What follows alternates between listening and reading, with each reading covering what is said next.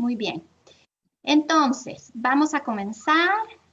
Buenos días de nuevo a todas y todos. En nombre de la Organización de las Naciones Unidas para la Alimentación y la Agricultura, les quiero dar la más cordial bienvenida.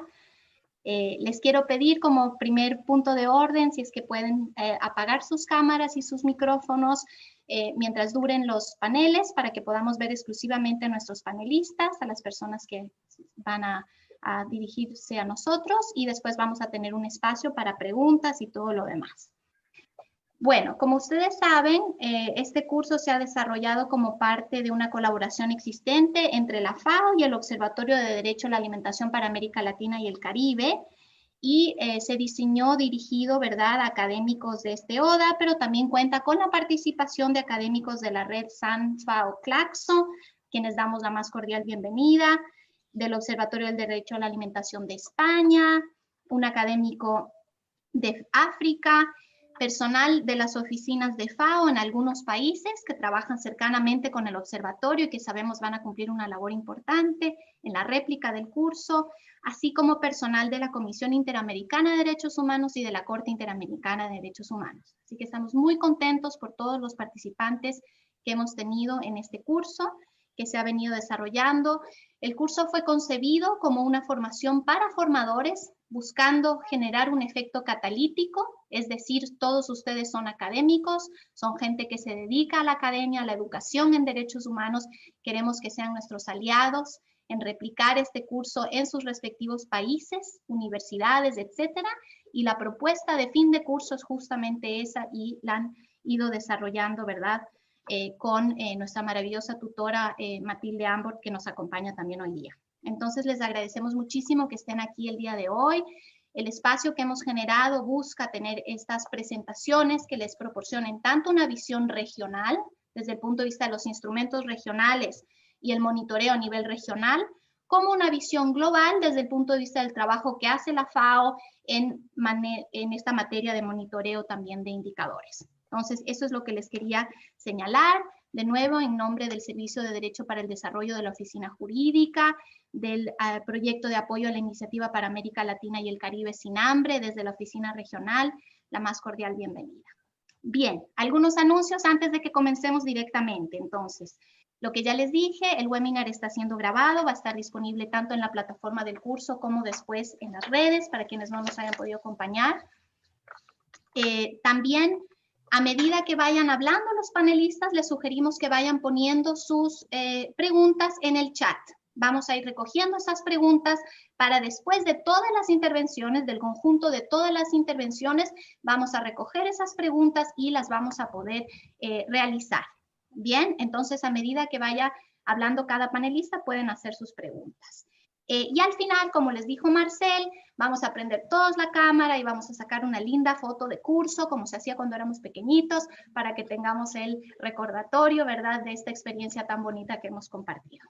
Entonces, yo a continuación le quiero dar la palabra a Matilde Ambort, que es académica de la Universidad Nacional de Córdoba, que ustedes la conocen, es anfitriona de este evento, ha sido su tutora durante todo este proceso y queremos que pueda darles unas palabras. Adelante, Matilde, por favor. Te escuchamos.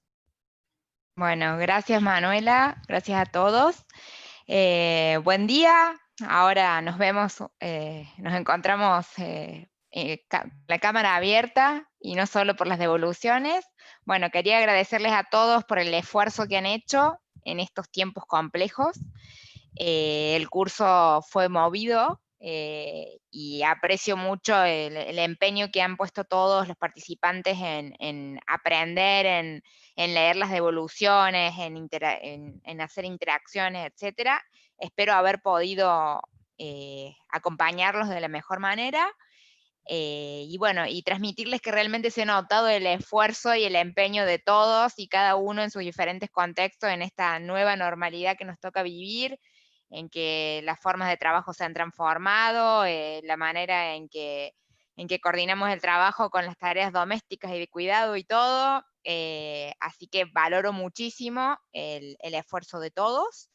Creo que hemos logrado que ustedes puedan producir y poner en movimiento el uso del sistema de indicadores que era uno de los objetivos del curso y que me parece que justamente al ponerlos en movimiento y a ponerlos en uso, aparecen por ahí dudas y cuestiones que en ningún modo las devoluciones buscaban marcar errores, sino justamente mostrar y aclarar de qué se trata esta matriz y justamente el gran valor que tiene para registrar digamos, el estado del derecho a la alimentación adecuada en cada contexto de los participantes.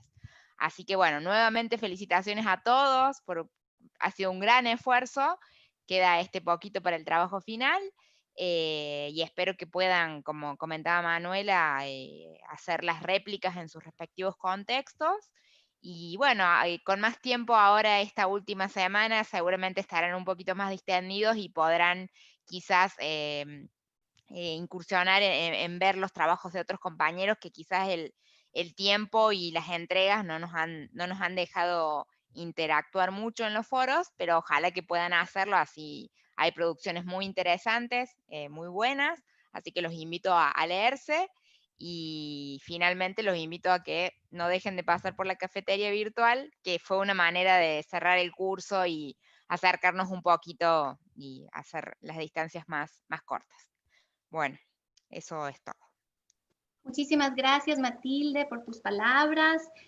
A continuación le quiero dar la palabra a Maximiliano Carrasco. Él es abogado de la Facultad de Derecho de la Universidad de Buenos Aires, maestrando y doctorando en Derecho de la UBA también. Es investigador del Grupo de Trabajo Interdisciplinario de Derechos Sociales y Políticas Públicas y está adscrito también al Instituto de Investigaciones Jurídicas y Sociales Ambrosio L. Gioia de la Facultad de Derecho de la UBA, es docente y es miembro de la Secretaría Técnica de nuestro querido Observatorio de Derecho a la Alimentación, así que en representación de LODA nos va a dirigir unas palabras. Adelante, Maximiliano, por favor. Hola Manuela y todos, muchas gracias. Primero que todo, bueno, agradecer muchísimo esta importante invitación, agradecer y saludar especialmente a la Oficina Jurídica de la FAO y a ti, Manuela, y al proyecto de apoyo a la Iniciativa América Latina y el Caribe Sin Hambre, los cuales han hecho posible este curso que para el observatorio ha sido tan importante. Asimismo, bueno, extender un saludo a todas las panelistas y a todos los panelistas de hoy y a todos los colegas del Observatorio del Derecho a la Alimentación de América Latina y el Caribe y también de LODA España que están presentes.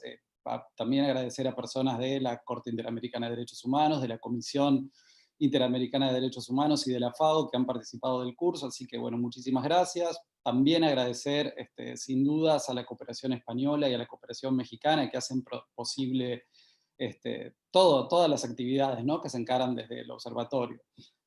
Como estarán en conocimiento, un poco hablar de esta red tan importante que surge en 2011, bueno, decir que hoy por hoy en el observatorio somos 80 universidades presentes, más de 80 universidades presentes de 17 países de la región, una red que, bueno, ha crecido mucho, y con un interés muy importante por la Agenda 2030, sin dudas, y en particular allí del ODS 2, y bueno, en ese sentido decir que la red sigue creciendo.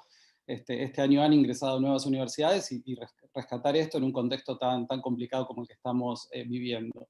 Luego, en lo vinculado con el curso, bueno, resaltar que es un tema prioritario para la red desde sus inicios, el tema de la construcción de información en torno al derecho a la alimentación adecuada, y también se ha puesto en agenda en el observatorio la importancia de los indicadores del progreso del Protocolo de San Salvador, ¿cierto? Y este compromiso con el sistema interamericano tiene sus antecedentes en los años 2014, 2016 y 2018, en donde existieron firmas de convenios entre el observatorio, tanto con la Corte Interamericana como con la Comisión Interamericana de Derechos Humanos y con el grupo de trabajo del Protocolo de San Salvador. Estos convenios fueron de los años 2014, 2016 y 2018 respectivamente.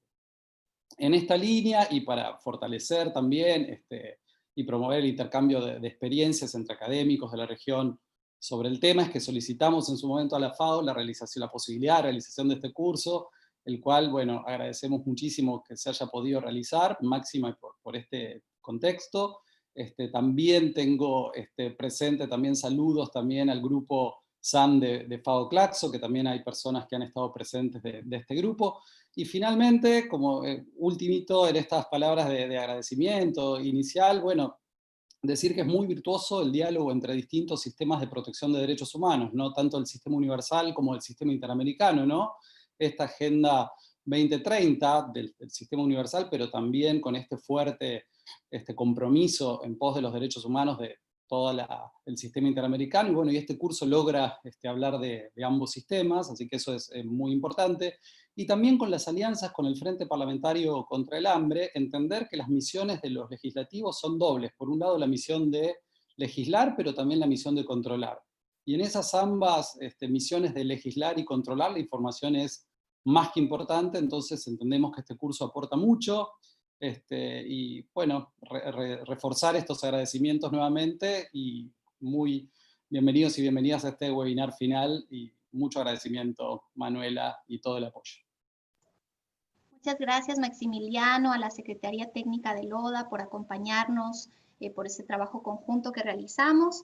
Así que bueno, vamos a dar inicio a nuestro maravilloso panel. Realmente estamos tan contentas y contentos de tener este lujo de panel, haber tenido a nuestras queridas académicas que nos acompañaron a diseñar 2 de las unidades del curso, y también que nos acompañe Soledad García de la Relatoría de la Comisión Interamericana de Derechos Humanos, de DESCA, del tema que nos convoca, y también nuestros colegas de FAO. Así que vamos a comenzar. Yo voy a presentar muy rápidamente a Laurelisa Pérez. Laurelisa es investigadora del Programa Universitario de Derechos Humanos de la Universidad Nacional Autónoma de México y es actualmente presidenta del Grupo de Trabajo para el Análisis de los Informes Nacionales previstos en nuestro protocolo regional de DESCA, ¿verdad? El protocolo de San Salvador de la OEA. Ella nos va a hablar sobre este enfoque basado en derechos humanos, los indicadores de monitoreo y su contribución para la Agenda 2030. Les recuerdo a todos que pueden ir poniendo sus preguntas en el chat a medida que ella vaya conversando. Nosotros las vamos a recoger para, como les decía, poder hacer todas las preguntas después de que nuestros 4 panelistas hayan podido intervenir. Querida Laurelisa, es un gusto escucharte. Adelante, por favor. Muy buenos días a todas y todos. Pues para mí realmente es un enorme placer poder estar acá, y por supuesto extiendo el agradecimiento a FAO, a la Oficina Especial Jurídica que está a cargo de Manu, también a todo el equipo del área de capacitación con Karina y su grupo, donde estuvimos trabajando arduamente. Por supuesto a LODA, a la Secretaría Técnica, a Maxi de manera particular por todo el empuje que dio al desarrollo del curso, a Matilde también y a todas y todos los colegas. Y bueno, he pedido apoyo para que me ayuden a pasar una presentación y poder concentrar ahí algunos elementos. Quiero también agradecer a todos las colegas del Observatorio del Derecho a la Alimentación, su presencia en este curso, su interés por el mismo, y bueno, empezar con esta primera presentación sobre el monitoreo del derecho a la alimentación y comentar a ustedes sobre el enfoque basado en derechos humanos, los indicadores de monitoreo y su contribución para la Agenda 2030.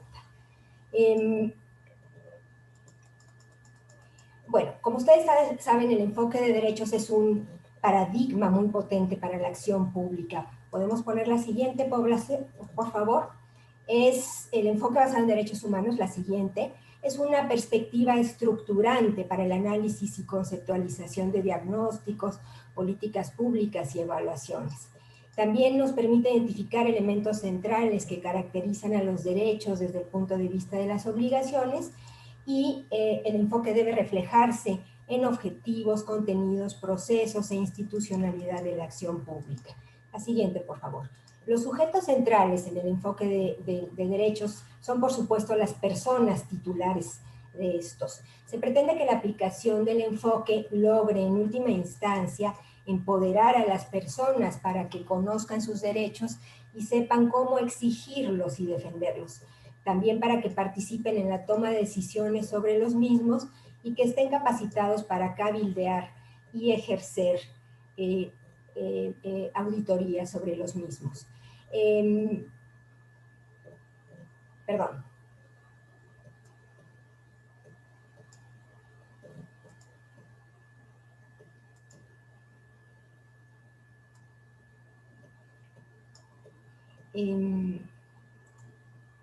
Perdón, aquí estoy hecha bolas con la presentación que veo a un lado y la que tengo enfrente de mí.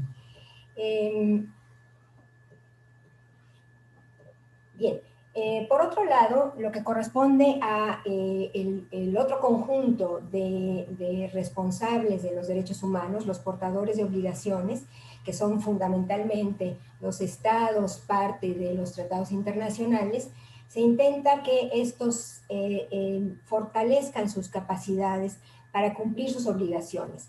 Para ello, se pretende que adquieran conciencia de todas estas responsabilidades, entendida como sensibilidad, motivación y compromiso para cumplirlas, contar con legitimidad en su actuación, es decir, que tengan las atribuciones normativas para llevar a cabo estas acciones necesarias, y poseer autoridad para el uso y control de todos los recursos necesarios para cumplir sus obligaciones. La siguiente, por favor. Entonces, ¿cuáles son los elementos constitutivos del enfoque basado en derechos humanos? En esta diapositiva se busca poner en claro que el enfoque está constituido por un sistema integral de estándares, el cual funciona siempre y cuando se incorporen en la totalidad de sus componentes en la acción pública. Tenemos tres tipos de componentes esenciales para impulsar una perspectiva efectiva de derechos. En primer término, por supuesto, las obligaciones generales de los estados, que como todos ustedes saben se refieren al respeto, promoción, protección y garantía de los mismos. El siguiente grupo de elementos fundamentales son los principios transversales, los cuales son dimensiones centrales para la participación, para la garantía de los derechos, y entonces se refieren a la igualdad y no discriminación, participación e inclusión, rendición de cuentas y acceso a la justicia. También están considerados acá y deben de considerarse los principios de actuación, que estos señalan elementos y procedimientos de la acción requerida. Aquí se incluyen obligaciones inmediatas, cumplimiento de niveles satisfactorios de derechos, progresividad y no regresividad, asignación del máximo de los recursos disponibles y la protección prioritaria a grupos en situación de vulnerabilidad. Y finalmente tenemos también las normas para el ejercicio efectivo de los derechos, que refieren a su disponibilidad, accesibilidad, aceptabilidad y calidad, que son características que deben de cumplir las acciones o servicios que se dirijan a garantizar los derechos. La siguiente, por favor. Para terminar esta primera parte, la siguiente. Sí. Quiero enfatizar que el enfoque es necesario en la acción pública, pues de hecho no puede ser una posición retórica. Debe reflejarse en acciones concretas y sistemáticas fundadas en los estándares de derechos humanos. Además, en nuestra región, que es la más desigual del mundo, el enfoque permite afrontar la deuda histórica con los grupos que viven bajo discriminación estructural y en situación de vulnerabilidad. Y también porque es la mejor ruta de acción en medio de una pandemia que recrudece las desigualdades, tanto al interior como entre los países, para asegurar la protección y garantía de todos los derechos para todas las personas. La siguiente, por favor. Enseguida veremos qué son los indicadores para el monitoreo de derechos humanos, cómo surgen y cómo se construyen, que es un poco la parte más peliaguda de esta unidad. La siguiente. Desde la Convención y Programa de Acción de Viena, en 1993, los órganos de tratados del Sistema Universal de Derechos Humanos llamaron la atención sobre la necesidad de que los países reforzaran sus medidas concretas de cumplimiento, pero además instruyeron sobre la necesidad de contar con evidencia empírica objetiva para la evaluación. Realmente los órganos de tratados estaban en un dilema, porque normalmente en las evaluaciones recibían informes narrativos inmensos que en general lo único que reportaban eran buenas intenciones por parte de los estados. Entonces se quería cambiar con esto de raíz. En consecuencia, desde ese entonces empezaron a construirse estas metodologías que son concurrentes y además fueron legitimadas por amplios espacios de deliberación y consulta.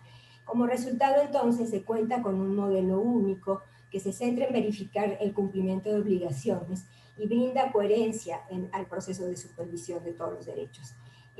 Quiero destacar también que en el sistema interamericano esta metodología es obligatoria para los estados parte del Protocolo de San Salvador y para el cumplimiento de la Convención Belén do Pará. La siguiente, por favor. Como seguramente muchos de ustedes saben, de acuerdo con la Corte Interamericana de Derechos Humanos, los tratados en la materia deben interpretarse como instrumentos vivos que evolucionan o deben evolucionar de manera continua para asegurar la protección y garantía de los derechos en entornos sociales cada vez más desafiantes. Esta diapositiva sintetiza las fuentes que integran el corpus juris de los derechos humanos, y bueno, no voy a entrar al detalle en la misma porque la mayoría de ustedes son personas expertas en el tema y saben que en este corpus se incluyen desde los tratados y convenciones, la doctrina, la jurisprudencia y los estándares precisos derivados de recomendaciones de relatorías y mecanismos temáticos. La siguiente, por favor. Quiero destacar entonces que como consecuencia este análisis del corpus juris posibilita procedimientos sistemáticos para hacer lo que se denomina desglose de derechos. Y estos desgloses son necesarios para desarrollar tareas como diagnósticos que consideren el cumplimiento integral, diseño de políticas con real perspectiva de derechos, análisis de violaciones, identificando obligaciones específicas violentadas, y por supuesto lo que nos trae el día de hoy aquí y en este curso, la construcción de indicadores detallados para valorar el avance de la garantía de los derechos. La siguiente, por favor. En esta diapositiva identificamos otra vez los elementos conceptuales y metodológicos del enfoque. Este desglose facilita la comprensión y apropiación de los indicadores, al identificar directamente cómo se transforman los estándares jurídicos en indicadores específicos para su monitoreo. Explico someramente los pasos para cocinar, hablando del derecho a la alimentación, estos ingredientes. El proceso inicia con la recopilación de las obligaciones del corpus juris que hemos señalado para un derecho particular. Este conjunto de estándares y requerimientos específicos se pueden sistematizar, de hecho, en una base de datos, por ejemplo. Después se procede a organizar dichos estándares dentro de las categorías y principios transversales para finalmente pasar a la propuesta de indicadores según niveles de obligación, ya sean estructurales, de proceso o de resultados. La siguiente, por favor. En esta vamos a dar varios clics. Aquí queremos ubicar en el arreglo matricial propuesto en la metodología del Protocolo de San Salvador lo que hemos comentado. La siguiente. Primero localizamos los principios de derechos en los renglones de la matriz. La siguiente. Los principios transversales se identifican de forma directa y se pueden ver en la parte baja y en las celdas blancas que acabamos de mostrar. Y los principios de actuación se organizan en las denominadas categorías conceptuales, como se observa en la figura. La siguiente, por favor. 2 clics. Otro clic, gracias. Las normas, bueno, ya me pasé una. Las normas sobre disponibilidad, accesibilidad, adaptabilidad y calidad se deben agregar en este cocimiento en todos los renglones en que corresponda precisar las características de los bienes y servicios que se dispongan para la atención de los derechos. Y como siguiente término, y como dijimos en la diapositiva previa, los niveles de las obligaciones generales se precisan en los tipos de indicadores. Finalmente, otro clic, por favor. La progresividad y no regresividad, la estaremos midiendo revisando el comportamiento de los indicadores a través del tiempo. La siguiente diapositiva, por favor. En esta, que seguramente ustedes estudiaron con mucho detalle, enfatizo la metodología que permite valorar de forma sistemática el cumplimiento de principios y normas del enfoque basado en derechos humanos en las políticas. Pues como vimos, la matriz de los indicadores del Protocolo de San Salvador organiza los indicadores de manera acorde. Así, las categorías conceptuales incluyen indicadores sobre la actuación de los estados que buscan medir las capacidades institucionales establecidas para atenderlos y su asimilación normativa, en tanto que la sección de principios transversales contiene indicadores que, como ya dijimos, permiten identificar mecanismos y políticas para asegurar protección igualitaria y no discriminatoria de los derechos, niveles de información, participación, transparencia, rendición de cuentas, además de los necesarios mecanismos para el apropiado acceso a la justicia. De esta forma, con la metodología es posible hacer un balance valorativo y no solo descriptivo de la manera en que los estados van avanzando hacia la garantía progresiva de los derechos en cumplimiento de todos los componentes, todos integralmente, todos descritos previamente. La siguiente, por favor. En síntesis, entonces, las características definitorias de los indicadores de derechos humanos son: primero, que están vinculados con el contenido normativo y estándares del corpus juris de cada derecho. No todo indicador es un indicador de derechos humanos. Después, que los indicadores no se pueden ver aisladamente, son conjuntos son matrices, conjuntos que están organizados en matrices que buscan evidenciar los niveles de obligación e institucionalidad de cada Estado.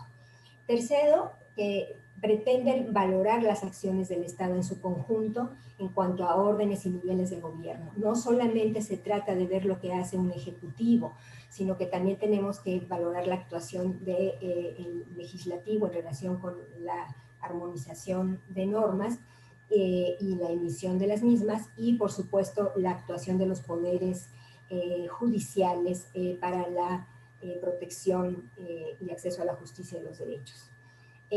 Además, es importante destacar que estos indicadores nunca se convierten en índices, no se busca evitar simplificación y pérdida de información relevante.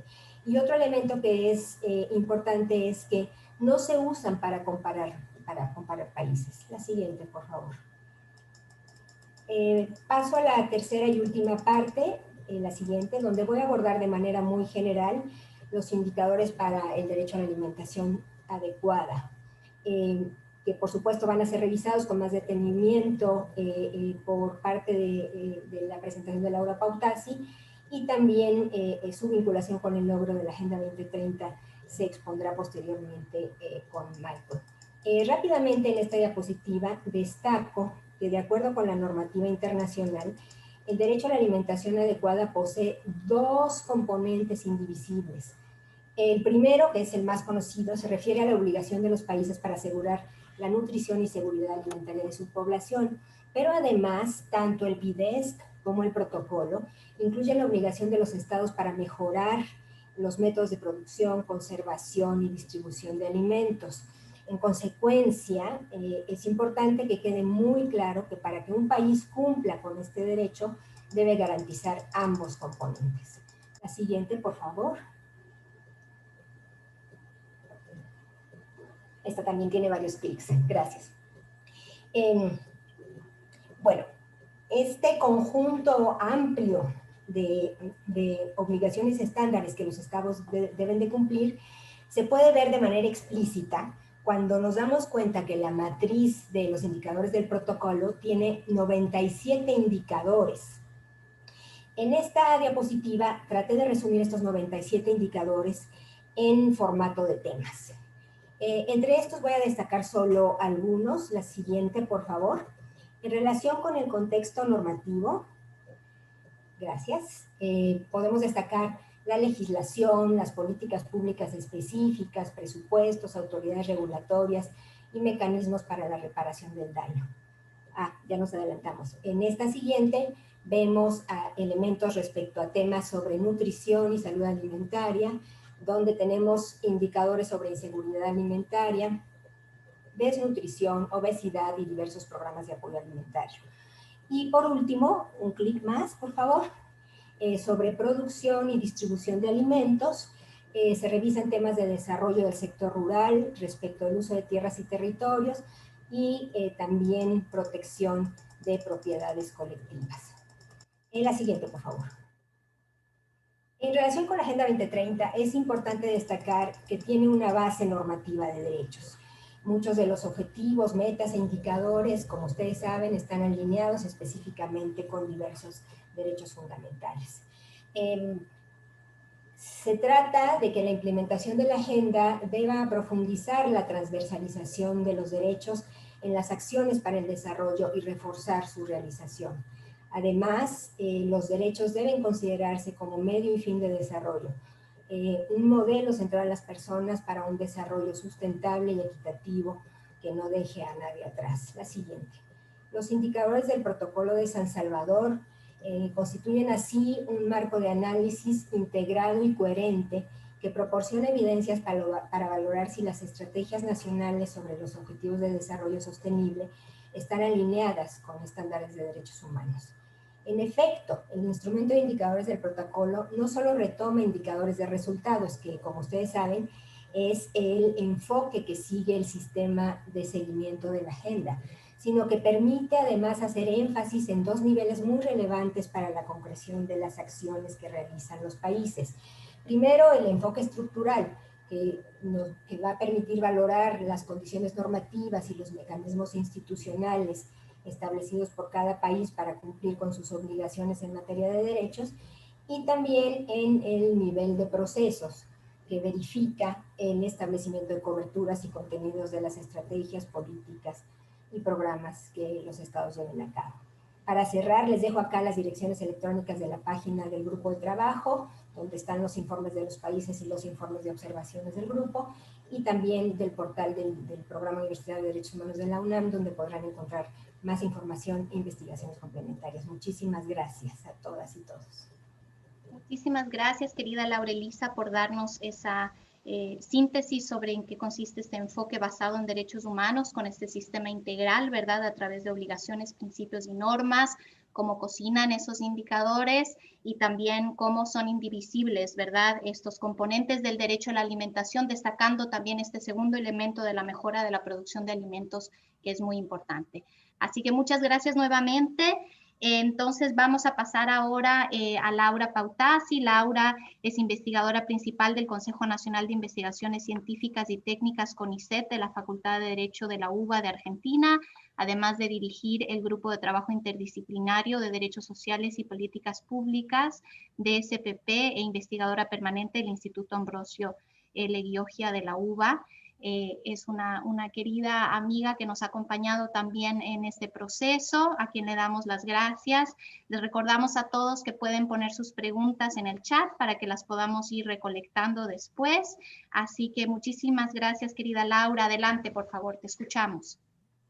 Bueno, muy buenos días a todas, todos, todes. La verdad, una enorme alegría estar aquí, agradecer profundamente a FAO y en ella a Manuela, pero además a todo el equipo FAO, primero por querer difundir esta iniciativa de los indicadores, por instarnos a todos a volver a repreguntarnos, a la Secretaría Técnica por el apoyo, pero además también a Soledad por acompañarnos, porque realmente Soledad difunde fuertemente esto que ya había la primera pregunta, y qué bueno que hay preguntas, cómo garantizamos efectivamente el derecho a la alimentación adecuada, y Soledad también nos acompaña muchísimo en esa línea. Lo mismo que esta posibilidad que Michael nos acompañe para poder hacer sinergias entre el sistema interamericano y el sistema de protección universal, en esto que estamos todos tan interesados en generar garantías en torno al derecho a la alimentación adecuada. ¿Se ve bien la pantalla? Sí, se ve bien. Ahora no puedo compartirla, a ver si puedo pasar. La estoy compartiendo, pero no puedo pasar. Un segundito.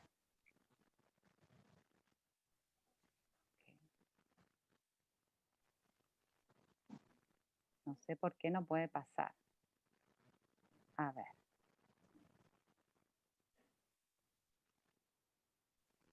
Perdón, pero se detuvo y voy a dejar de compartir y vuelvo a probar. Disculpen. Gracias, Laura, es una buena idea. Y si no tenemos a Marcel también que nos acompañe, nos puede... Sí, Laura, puedes enviármela si quieres y yo te ayudo a pasarla. Ok, perdón, lo debería haber hecho antes, me da mucha vergüenza. Bueno, voy a seguir trabajando, es que ya me puse nerviosa y las manos me funcionan distinto. No te preocupes. Aunque practiquemos muchas veces pasa. Sí, lo practicamos, les garantizamos a todos que lo practicamos. Bueno, voy a avanzar mientras logro con esto. La idea de esta presentación que teníamos era precisamente poder compartir la idea de esta relevancia fundamental del derecho a la alimentación adecuada en función de precisamente, perdón, pero estoy haciendo dos cosas al mismo tiempo y me resulta muy incómodo. No te preocupes, Laura. Tómate un momentito, por favor, para compartirla o para eso. Yo les propongo algo. Mientras tú vas mirando esa parte, quisiera tal vez esta pregunta tan importante que nos hicieron, que es cómo garantizar el derecho a la alimentación, ¿verdad? Cómo pasar del respeto, la garantía, la protección, a garantizarlo, a hacerlo efectivo. No sé si es que Soledad, por ejemplo, sería algo que podríamos abordar tal vez un momentito en lo que Laura pauta. Ya estoy. ¿Se siente cómoda? ¿Te sientes cómoda? Perfecto. Ya estoy, lo ya dejamos lo para... Fabuloso. Genial. Lo dejamos para Gracias. la siguiente. Ya destrabó mi computadora. Les decía que el punto de partida era trabajar sobre esta idea de indicadores y cómo apropiarnos de esta metodología tan importante por múltiples razones. En nuestro caso, y aquí lo que yo voy a presentar es un trabajo que viene totalmente en vínculo con el trabajo que presentó Laura Elisa, que es precisamente haber tomado cuáles han sido las respuestas de los estados a partir de esta proposición que hizo el grupo de trabajo para el monitoreo de los indicadores previstos en el protocolo San Salvador a nivel del sistema interamericano, que como decía Laura Elisa, no solamente es el grupo de trabajo, el protocolo de San Salvador, sino también el mecanismo de seguimiento de la Convención de Belén do Pará.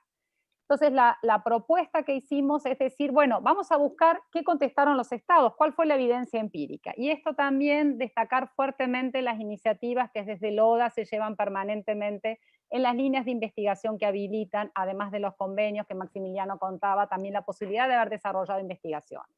Entonces, juntos con el Programa Universitario de Derechos Humanos de la UNAM y la Facultad de Derecho de la UBA, tomamos los informes que a la fecha, en el momento de hacer esta investigación, que allí la pueden tener, habían respondido 8 países de la región, que es el caso de Bolivia, Ecuador, El Salvador, Honduras, México, Paraguay, Perú y Uruguay. La idea, esta era la información que estaba disponible, y esto nosotros en investigación siempre sabemos que trabajamos sobre las fuentes disponibles, pero era tomar estas fuentes no para hacer un diagnóstico. Para eso maravillosamente la FAO hace extraordinarios diagnósticos y los va actualizando a partir también de la situación nutricional de la región. Lo que necesitamos era saber cómo los estados evaluaban su cumplimiento de esta pregunta que inician las preguntas en relación a garantizar el derecho a la alimentación adecuada. Entonces este era nuestro objetivo, tomar la información disponible de los 8 estados, pero además también cómo lo incorporamos en nuestro proceso, a ver cómo habían funcionado. También el mecanismo del protocolo de San Salvador es un mecanismo muy joven dentro de la región, que ha puesto de manera obligatoria la incorporación de evidencia empírica para las respuestas de los estados, pero además también que lo que nos posibilita centralmente es ver cuál es la disponibilidad de información de los estados. Y esta es la información que ustedes tuvieron. Yo voy a compartir algunos de los principales resultados porque ustedes los han trabajado maravillosamente, y ahí también quiero agradecer muchísimo a Matilde Ambort por todo el apoyo que ha dado a lo largo de las tutorías, que ha sido sumamente importante. Como decía Laura Elisa, en términos del enfoque basado en derechos humanos, es muy importante cómo los estados han incorporado, y particularmente si tienen en claro que el derecho a la alimentación adecuada no es un programa de política pública, sino que es un derecho del cual tienen obligaciones de cumplimiento. Y esto es importante cómo han traducido esta normativa, tanto sean compromisos constitucionales, si esto está reconocido, pero además quienes venimos del campo de derechos humanos sabemos que hay que interpretar un corpus mucho más amplio de derechos humanos, que esto es lo que el enfoque de derechos humanos ha traducido en una metodología. Y en ese corpus de interpretación es muy importante los estados cómo han traducido esto en la institucionalidad pública.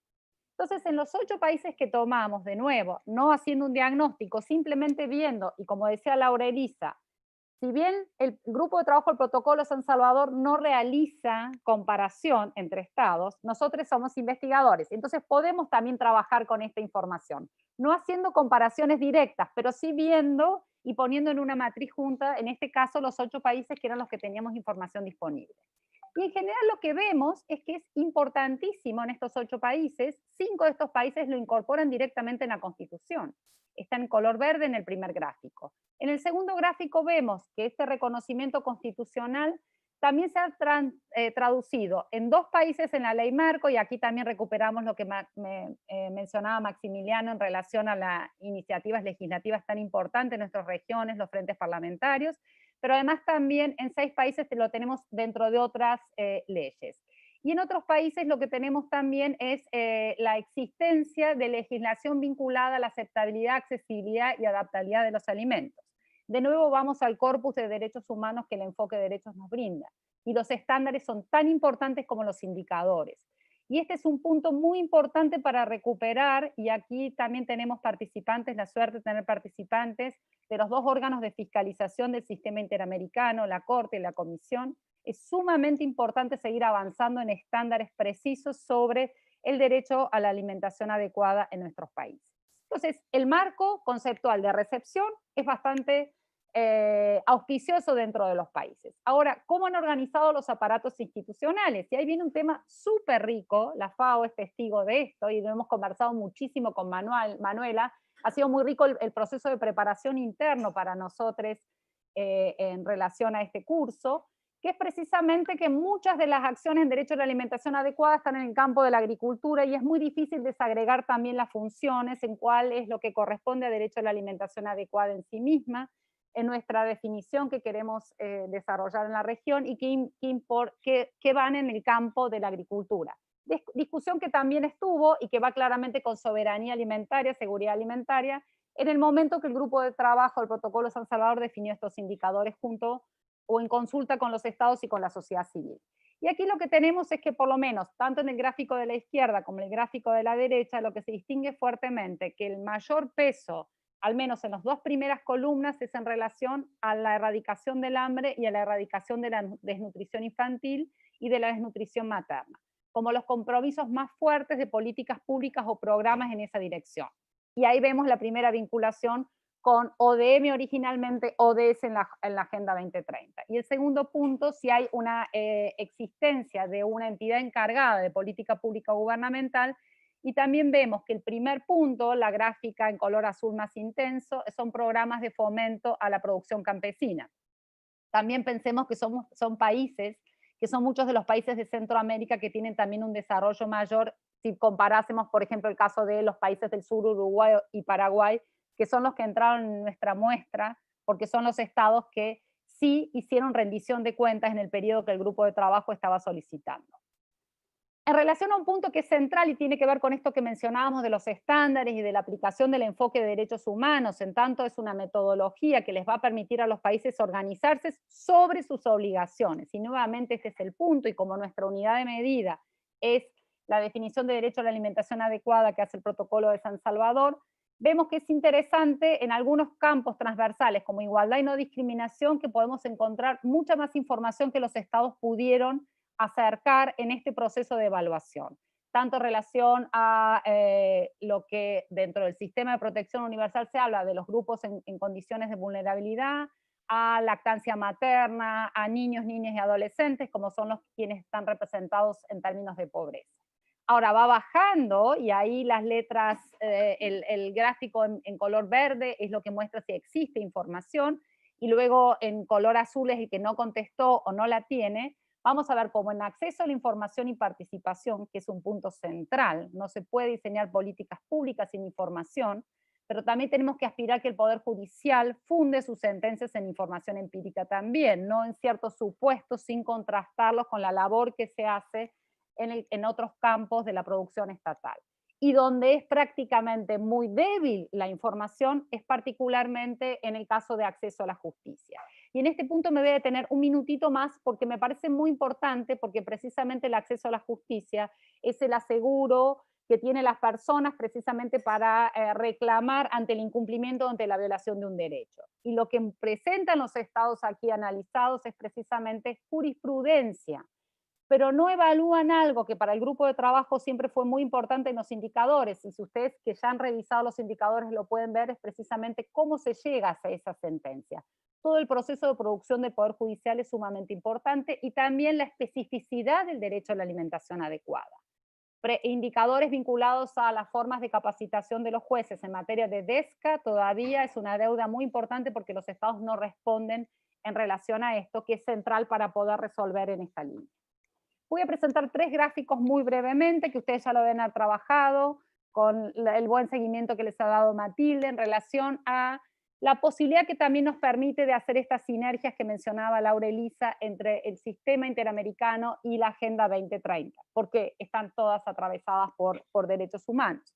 Y en este comparativo, que es un comparativo que precisamente nos facilitó el Programa Universitario de Derechos Humanos de la UNAM, en este trabajo conjunto que realizamos, es precisamente tomar, bueno, cuál es la medición internacional vinculada a las mediciones de pobreza y de pobreza extrema, y es interesante que muchos países ya manifiestan que están avanzando en relación a un enfoque multidimensional de la pobreza, que eso tiene una relevancia importante porque incorpora por derechos, enfoque que todavía está en alta discusión en los países, no quiere decir que haya un consenso unánime, pero nos va mostrando las diferencias. Y aquí en color verde tenemos, en el caso de los países analizados, el cálculo a través de ODS, que establece la vinculación monetaria a $1 por un día, la disponibilidad de acceso a $1 por un día, y las mediciones de los países en general están mostrando una medición mayor, porcentajes mayor de la pobreza. El objetivo de mostrar estos gráficos, lo mismo que este gráfico vinculado a inseguridad alimentaria y nutricional en la agenda ODS, es precisamente la información nacional, que en este gráfico estaría en color verde claro, y la información en base a datos de la agenda ODS del año 2016, es precisamente mostrar que existen ciertas diferencias, pero que tenemos la posibilidad a nosotros, en términos de academia, la posibilidad de generar esta posibilidad de comparar fuentes, pero no las estamos comparando estrictamente en términos metodológicos, sino poder llegar a tener mayores elementos para poder evaluar cómo el Estado, porque no solamente evaluamos si cumple, sino también cómo evalúa el Estado, y por eso es esta diferenciación en 3 tipos de indicadores. Y aquí también tomando en base fuentes ODS la prevalencia de la desnutrición crónica como uno de los problemas centrales que se está evidenciando en nuestros países. Entonces, la posibilidad de los indicadores no solamente permiten evaluar cómo los estados están cumpliendo, sino también marcar tendencias regionales, y esto a nosotros que hacemos investigación o decisiones en las políticas públicas o jurisdiccionales marca un punto muy importante. Y en relación al nivel del gasto, este es un tema central, los compromisos presupuestarios y la ejecución que tengan los estados en términos económicos financieros, lo que se evidencia en la región, y ahí tenemos 2 momentos que estamos midiendo en este gráfico, que está también en la unidad 3, en el año 2010 es la primera gráfica en el primer país de la izquierda, que es Bolivia, en color azul, cuál era el porcentaje destinado, que llegaba a 5 puntos del producto, y vemos que hay un pico, una curva de que aumenta, y esto más o menos se va pasando con diferencias en los países, y empieza a decrecer esta inversión de recursos en los estados, y esto lleva a importantes advertencias en esta línea. Fue muy rápido pensar algunos indicadores, y sabemos muy bien, Matilde también nos ha facilitado algunos de los puntos que seguramente en la puesta en común podrán salir en las discusiones, pero lo que principalmente nos muestra el sistema, y tanto para el Programa Universitario de Derechos Humanos como para los investigadores que participamos desde la UBA, es ver claramente todo lo que nos ofrecen los indicadores. Nos ofrecen, y ustedes generalmente y han tenido quizás algunos problemas para poder apropiarse totalmente de la metodología, pero como no es una lectura lineal sino transversal, nos permite ver claramente la prevalencia de las condiciones de desigualdad estructural de este continente, con impacto en la división sexual de trabajo y de los cuidados. La posibilidad de que el sistema de indicadores solicite a los estados trabajar sobre diversidades sexuales e identidades de género también nos permite evaluar cómo los déficits de inseguridad alimentaria están sobre representadas mujeres, niñas y niños. Y esto es un dato sumamente importante. Pero sigue dando cuenta de la pobreza elevada que tenemos en la región, de los problemas históricos vinculados a malnutrición, desnutrición, obesidad en adultos y adultas, pero también buenas noticias de que los estados están avanzando en ciertas institucionalidades. Y esto creo que también es ese sistema que nos permite este avance. La armonización legislativa ha avanzado fuertemente, hay algunas capacidades más desarrolladas institucionales en algunos países, y eso habla de la distribución del poder al interior del Estado para poder organizar y satisfacer el derecho a la alimentación adecuada. Pero toda esta Laura, mirada disculpa, tiene que ser... un par de minutos, por favor, si podemos ir cerrando. Es entre la interdependencia e interseccionalidad de derechos.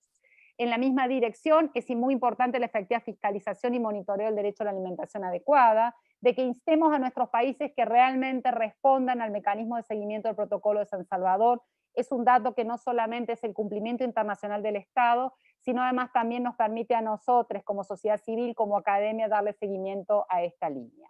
Y claramente en el marco de la pandemia del COVID-19 es un tema central que nos va a permitir también poder proyectar estos escenarios futuros de post-pandemia.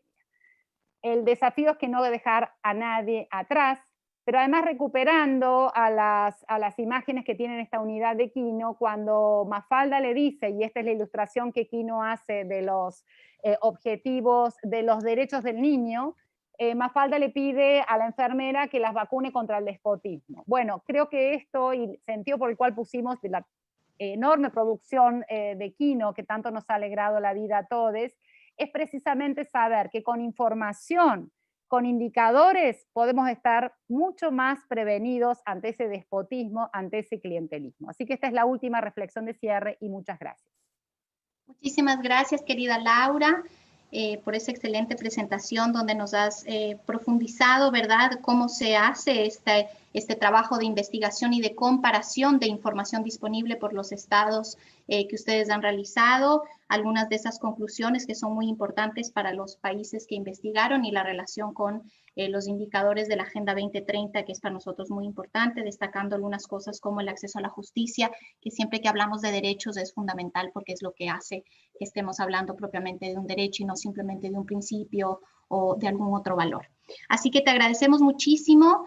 A continuación, entonces, le vamos a dar la palabra a la relatora especial sobre derechos económicos, sociales, culturales y ambientales de la Comisión Interamericana de Derechos Humanos de la Organización de Estados Americanos, Soledad García Muñoz, que tenemos el gusto de que nos acompañe el día de hoy con una presentación sobre el trabajo de la relatoría, la relación con el derecho a la alimentación y algunos antecedentes importantes. Les recuerdo a todos que en el chat pueden ir realizando sus preguntas, si quieren también nos indican a quién la quieren dirigir.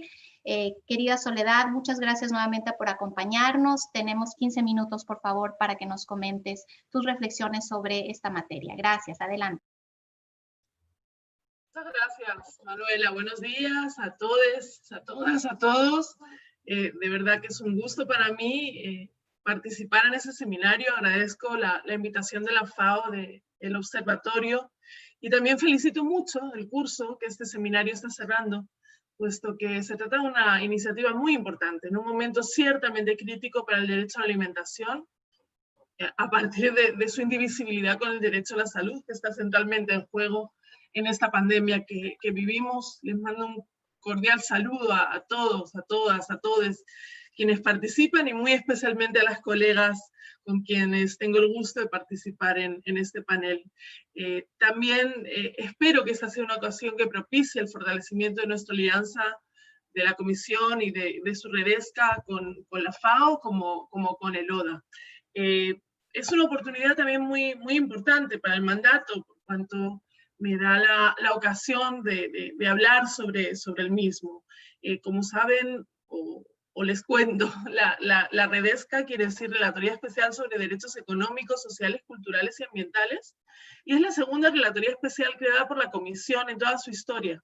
A más de 20 años de crear la Relatoría sobre Libertad de Expresión, decidió crear este mandato en una apuesta, yo creo que histórica, a la realización de su mandato hemisférico. La Comisión, como saben, es el órgano principal de la OEA, junto con la Corte Interamericana, que es su órgano jurisdiccional, que tiene a su cargo la promoción y protección. Este es un órgano, como dijo Laura, de fiscalización, pero también de promoción. De hecho, los orígenes la comisión por los que los estados la crearon fue para promover una cultura de derechos humanos en las Américas, que viene realizando ese trabajo desde hace más de 60 años. Al igual que el de la comisión, el de la Redesca también es un mandato hemisférico, con todos los desafíos que ello implica por la envergadura de la agenda y por que son 35 los estados miembros sobre los que trabajamos. Es una oficina con independencia funcional que busca impulsar la agenda de la comisión y también de la OEA en materia de ESCA. Todos los mecanismos de la comisión son parte de nuestro trabajo, el sistema de casos, el monitoreo, basado en diversos mecanismos a los que luego me voy a referir. Algunos de los ejemplos más importantes de los resultados de esos 3 años iniciales del trabajo de la relatoría han sido el informe sobre pobreza y derechos humanos, el de empresas y derechos humanos, los informes anuales. Ahora les hablaré brevemente del informe anual 2019 que la Comisión estará presentando pasada mañana ante la Asamblea General de la OEA. También la promoción y asistencia técnica forma parte central de nuestros esfuerzos, y se trata de un mandato holístico que promueve la indivisibilidad e interdependencia de todos los DESCA, con los derechos civiles y políticos, de un enfoque de géneros, interseccionalidades, como también interdisciplinaridad, porque comprendemos que el trabajo sobre DESCA, como sobre derechos humanos en general, no se puede abordar únicamente desde el derecho, desde lo jurídico. Desde luego, el paraguas principal del mandato es la cuestión de la pobreza y la desigualdad. No podría ser de otra manera en el continente más desigual del planeta. Y también, por supuesto, confluimos completamente en nuestra agenda con la agenda de los ODS y la Agenda 2030. Es interesante que el término DESCA, precisamente con la A incluida, llega al sistema interamericano con la creación de la relatoría, y eso también está siendo muy tenido en cuenta por el mandato, que en esos 3 años pues ha logrado no solamente posicionar, sino avanzar estándares, y me parece clave esto que señalaba Laura Pautasi sobre la necesidad de que sigan avanzando esos estándares por todos los mecanismos y órganos que tiene la OEA para la promoción y monitoreo y protección de los derechos humanos, toda vez que el trabajo enfocado en los DESCA de una manera directa y no solo por conexidad con los civiles y políticos es un hecho bastante nuevo en el sistema interamericano. En ese sentido, nuestro trabajo también por el medio ambiente, en su interrelación, en su interdependencia, indivisibilidad con todos los derechos humanos y especialmente con los DESC, es una apuesta estratégica y una verdadera prioridad también de este segundo periodo de mi mandato que estoy iniciando. Además, pues debo decir que soy integrante del grupo de trabajo del Protocolo de San Salvador, delegado por la Comisión, que también resulta un trabajo muy importante para el que despliego como relatora, puesto que los propios informes y el trabajo que realizo en conjunto con mis colegas del grupo de trabajo tienen una gran sinergia con todo lo que hacemos en la Redesca y en la Comisión, y en ese esfuerzo también ando empeñándome todo lo posible, y espero que, como les decía, también esa oportunidad sea propicia para aumentar nuestras sinergias con la FAO, el ODA, etc. El derecho a la alimentación está contemplado en el artículo 12 del Protocolo de San Salvador, donde se establecen tanto el derecho individual a una nutrición adecuada como las obligaciones de los estados a perfeccionar los métodos de producción, aprovisionamiento y distribución de alimentos. Además, es reconocido expresamente por el artículo 11 de la Declaración Americana en el marco del derecho a la preservación de la salud y el bienestar, y por el 34 de la Carta de la OEA. Esto es muy importante por cuanto el sistema interamericano tiene distintos niveles de protección y de compromiso de los estados en función de los instrumentos del sistema que hayan o no ratificado. Y que el derecho a la alimentación, como otros DESCA, esté originariamente en la Carta de nuestra organización, como también en la Declaración Americana, le da grandes oportunidades tanto a la Comisión, o especialmente a la Comisión Interamericana, de trabajar en torno a la temática con estados que no necesariamente han ratificado el Protocolo de San Salvador, ni tan siquiera el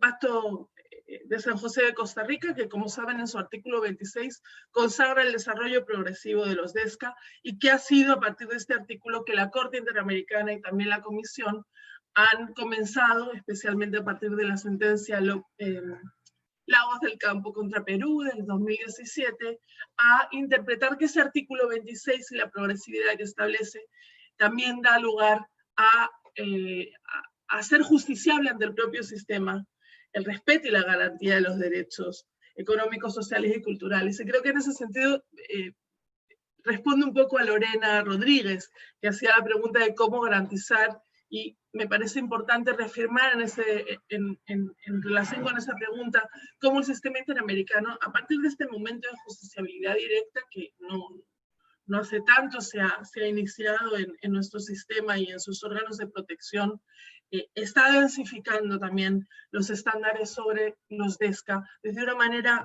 basada en DESCA y no solamente desde un enfoque indirecto. El monitoreo de la Comisión y sus relatorías especiales se hace con gran diversidad de mecanismos y de una labor ciertamente cotidiana. Usamos diversas fuentes y mecanismos, como decía, desde las audiencias públicas con sociedad civil y estados. Por ejemplo, en las recientes audiencias de la Comisión, en el periodo de sesiones se celebraron unas 20 audiencias públicas, muchas de las cuales tuvieron que ver con DESCA y que alimentaron muchísimo, obviamente, mi mandato sobre muchos países de la región, a nivel regional, también en relación con el derecho a la alimentación. Realizamos informes temáticos o de país a través de procesos enormemente abiertos, transparentes y con consulta a los estados como a muchísimas otras contrapartes, sociedad civil, academia. Realizamos solicitudes de información a los estados cuando hay temas que nos preocupan, realizamos comunicados públicos y por supuesto trabajamos de manera articulada cada vez más con la ONU. En el caso de la REDESCA, tanto con el Comité DESC como con las diversas agencias y mandatos de la organización, y como decía también, obviamente, como integrante del grupo de trabajo, los informes del grupo y la labor que el grupo despliega también es una prioridad para mí como relatora y un asset, una información muy valiosa para sustentar también nuestro trabajo. Como les decía, la creación de la REDESCA ha sido un paso histórico para fortalecer el trabajo en temas DESCA por la Comisión, que desde hace muchos años igual viene trabajando sobre estos derechos.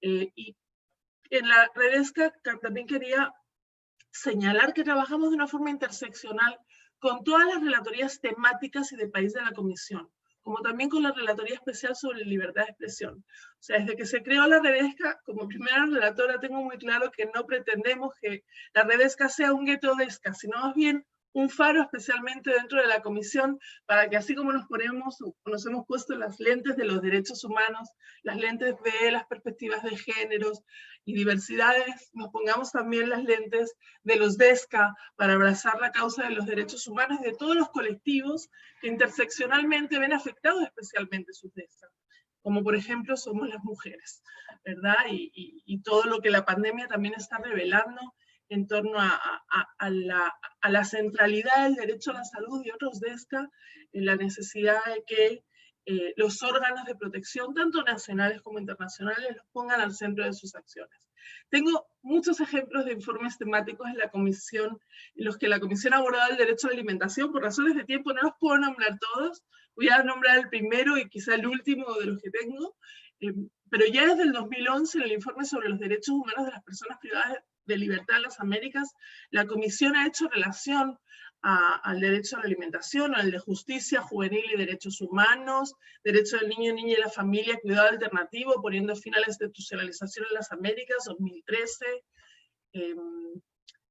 hacia el cierre de Guantánamo, en 2015, pueblos indígenas, comunidades afrodescendientes y recursos naturales, 2015, mujeres indígenas y derechos humanos, 2017, informes de país, Cuba, Venezuela, Nicaragua, Honduras, y tengo El Salvador, tengo bastantes informes, y especialmente los informes anuales de la Comisión, y especialmente los informes anuales de la REDESCA. Pasado mañana, nuestro presidente va a estar presentando el informe anual de la Comisión. Yo aprovecho para llamar su atención sobre el de la REDESCA de 2019, que lleva por título Hasta que la dignidad se haga costumbre, tomando el eslogan acuñado en México y después tan usado por los movimientos sociales en Chile, que es en definitiva a lo que se aboca, ¿verdad?, el mandato de la REDESCA. Quería también hacer referencia a los trabajos específicos que estamos llevando adelante en el marco de la pandemia y que, por supuesto, conectan el derecho a la salud con todo lo que se denominan sus determinantes sociales, que son derechos en realidad, como es el derecho al agua o el derecho a la alimentación. En tal sentido, quisiera remitirles a los trabajos de la SACROE COVID-19, una sala especial de respuesta oportuna e integrada que la Comisión creó, y bien se declaró la pandemia, en la cual la Redesca forma parte integrante, y yo diría que central, porque la Comisión desde el primer momento ha venido trabajando mano a mano en todos sus mandatos con la Redesca, poniendo al centro el derecho a la salud y los demás DESCA afectados por la pandemia. Brevemente les menciono la resolución 1 y la resolución sobre pandemia y derechos humanos en las Américas, y la resolución 4/2020 sobre derechos humanos de las personas con COVID-19, que es ciertamente innovadora porque viene a visibilizar e identificar como un grupo especialmente afectado en sus derechos humanos, junto con tantos otros como se han identificado históricamente a las personas con COVID-19 desde un entendimiento amplio de ellas. Y viene, por supuesto, a elaborar recomendaciones y diagnósticos sobre cómo el derecho a la salud en su relación, o el derecho a la alimentación en su relación con el derecho a la salud, derecho al agua, derecho al trabajo, está especialmente afectado por la pandemia, y los estados tienen que poner el máximo de sus recursos disponibles para satisfacer estos derechos, especialmente para las personas en mayor situación de vulnerabilidad. Y en tal sentido, llamar mucho también la atención sobre nuestro comunicado conjunto de la Comisión y la Redesca sobre pobreza y extrema pobreza en el marco del COVID-19. Me pidieron también que hiciera referencia a la sentencia Laca-Jontat, Nuestra Tierra versus Argentina, que ciertamente es otro precedente imprescindible, importantísimo del sistema. Es la primera vez, como la propia Corte reconoce, en la cual el primer caso contencioso en el que la Corte ha debido pronunciarse sobre los derechos a un medio ambiente sano, a la alimentación adecuada, el agua y a participar en la vida cultural a partir del artículo 26 de la Convención. Sería difícil resumir en el minuto, 2 minutos que me quedan por delante la importancia de esa sentencia. Les animo muchísimo a leerla, y por supuesto en fase de preguntas quedo a disposición para mayores comentarios, porque ciertamente el hecho de que la Corte, si bien por una ajustada diferencia de votos, se haya referido a todos esos derechos de una manera con una visión integral de los derechos humanos, y en el marco de un caso que además pone sobre la mesa los derechos humanos de los pueblos indígenas, tan además afectados por la situación que estamos viviendo en pandemia, en su supervivencia cultural y en su derecho a la alimentación, me parece fundamental y es muy importante que ustedes tengan en cuenta esta sentencia, como también un reciente informe de la Redesca, que les quiero, para finalizar, poner muy especialmente en su radar. Es un informe, creo que junto con el de pobreza y derechos humanos, lanzado en el 2017, más importante de los que hemos generado hasta ahora, un informe que ha resultado muy complejo en su elaboración por la complejidad de la temática que aborda, que es la de empresas y derechos humanos, estándares interamericanos. En el marco de ese informe, que por cierto aprovecho a invitarles el día 22 el próximo jueves, vamos a estarlo lanzando virtualmente con 2 paneles ciertamente multiactor e importantes, y a través de las webs de la Comisión. En ese informe se pone el acento en algunos contextos de especial preocupación para el mandato, a la luz de una enorme cantidad de información recibida por estados, sociedad civil, academia de todas las Américas, y alguna tiene mucha relevancia para el derecho a la alimentación. Por ejemplo, la que hace a los contextos de privatización. Por ejemplo, temas también que están llegando a la luz de ese informe y de los trabajos del mandato, a mi conocimiento, a nuestro conocimiento, y a mi especial preocupación, como son los temas que hacen a la obesidad de la pobreza, a la necesidad de contemplar en el marco del COVID-19 el virus del hambre que estamos viviendo, y en ese sentido, pues ciertamente que el gran desafío, y ya lo dijo Norberto Bobbio hace muchos años, no es solo el de reconocer derechos, sino el de efectivamente garantizarlos. Y en ese trabajo, junto con muchísimos actores nacionales, del marco universal, de la academia, de la sociedad civil, de los estados, es en que estamos desde la Redesca por el derecho a la alimentación cada vez más en el centro de nuestras acciones. Así que nuevamente muy bienvenida a esta oportunidad y lo dejo por aquí porque creo que me pasé 2 minutos de mi tiempo. Muchísimas gracias. Muchísimas gracias, Soledad, por destacar la importancia del trabajo que ustedes están haciendo, cumpliendo ese rol de faro dentro de la comisión, de invitarnos a todos a ponernos los lentes de DESCA, que creo que aquí tienes un panel de personas y académicos que están en eso, por hacer la relación entre derecho a la alimentación, pobreza, derecho a la salud, agua, los derechos de los pueblos indígenas son relaciones fundamentales en esta indivisibilidad. Así que te agradecemos muchísimo y como queda grabado, además tenemos todos los datos de todos los informes que nos citaste que vamos a poder tener acceso a ellos. Así que muchísimas gracias nuevamente. Entonces vamos a seguir con nuestro programa. Estamos un poquitín atrasados, pero vamos a poder quedarnos unos minutos después para contestar algunas de las preguntas y poder tener un diálogo. Así que pasemos a nuestra colega, nos va a acompañar por parte de la FAO María del Valle Rodríguez de España. Ella es estadística, que trabaja desde nuestra oficina de Panamá, de la oficina subregional en seguridad alimentaria y en el trabajo que hace la FAO con los indicadores del ODS 2, que es el poner fin al hambre. Por lo tanto, con esta presentación, María nos permite dar esa visión completa, ¿verdad?, de los indicadores, tanto desde el punto de vista regional como universal y global a través del trabajo que hace la FAO. Querida María, tienes 15 minutos. Adelante, por favor, te escuchamos. Buenos días, yo soy María. Primero que nada, les quiero comentar que voy a hacer la presentación en nombre de mi compañero Michael, que tuvo unos inconvenientes técnicos de conexión a internet de última hora, así que íbamos a compartir la presentación, pero bueno, entonces yo trataré de contarles un poco.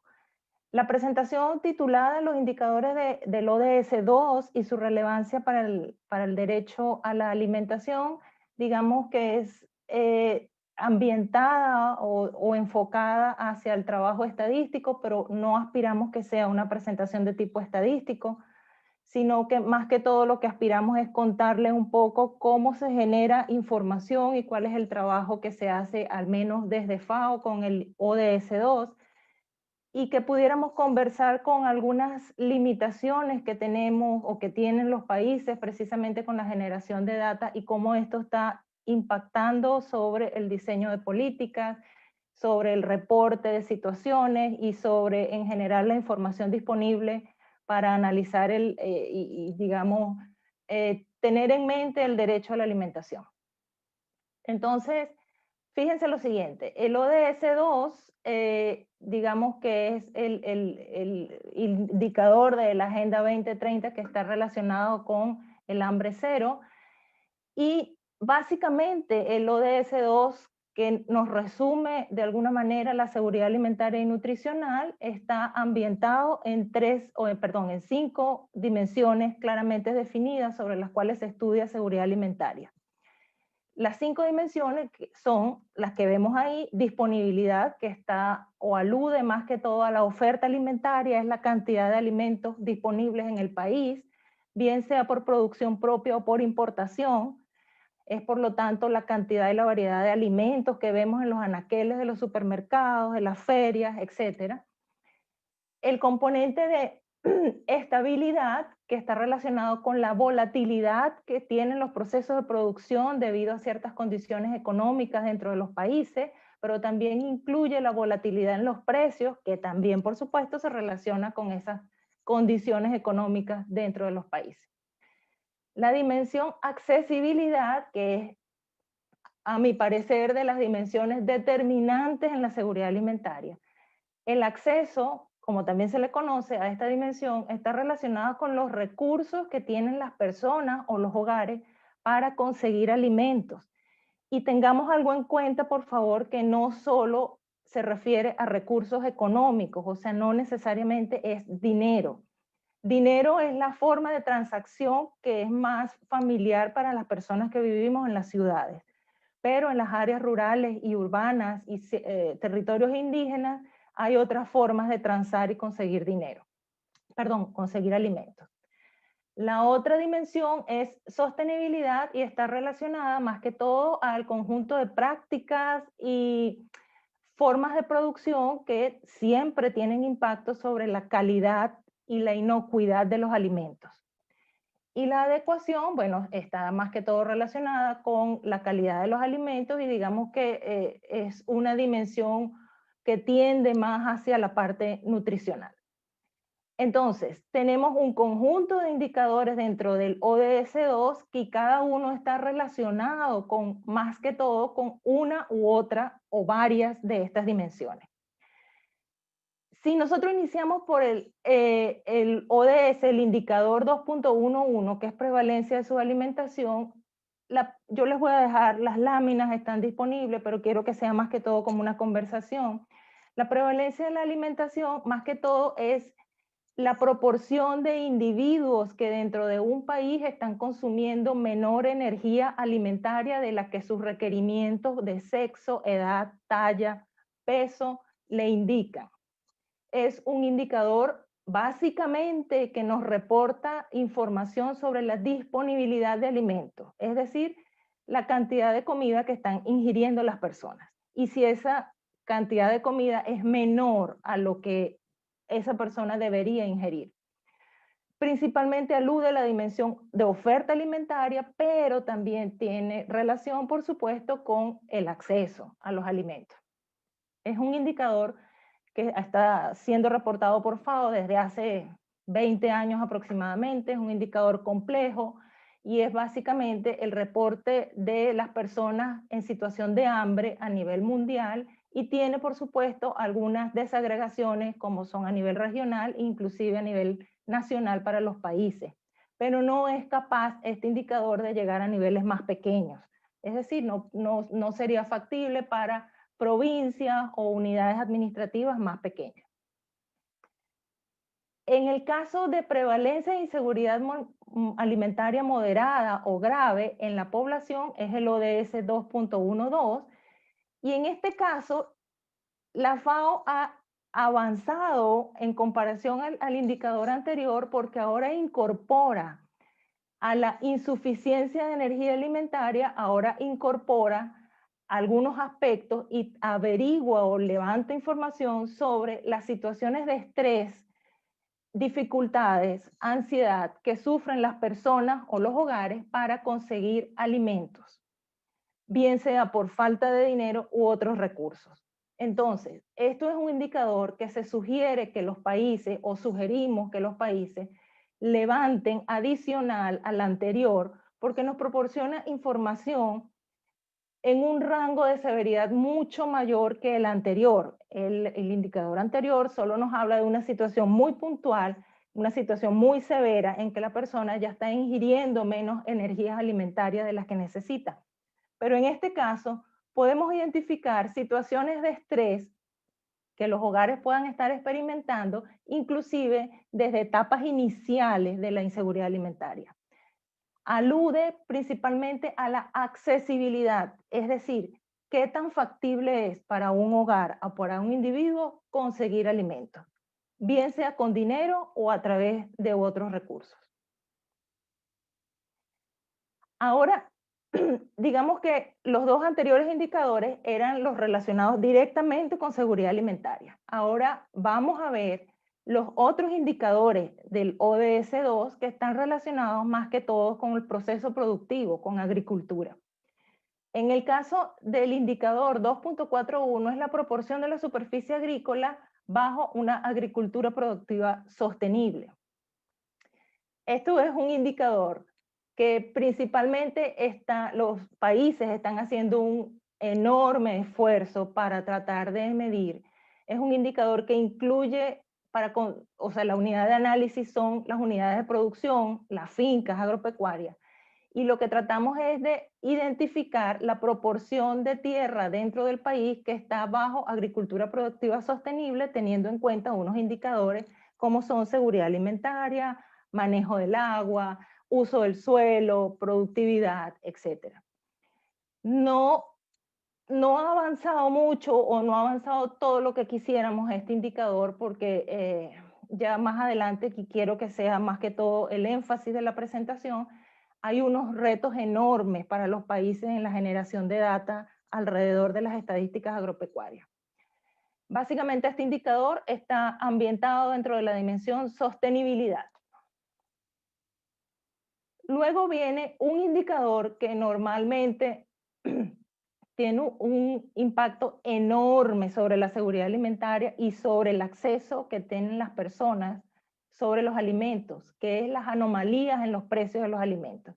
Este es un indicador que alude a la dimensión estabilidad y lo que trata de identificar el indicador es las variaciones que tienen los precios de los principales alimentos de un país en un periodo determinado.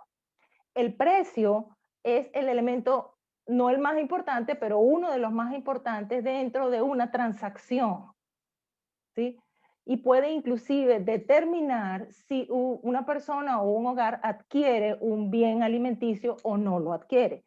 Por lo tanto, es un indicador importantísimo dentro de la información o el análisis que pudiéramos estar haciendo dentro de este webinar.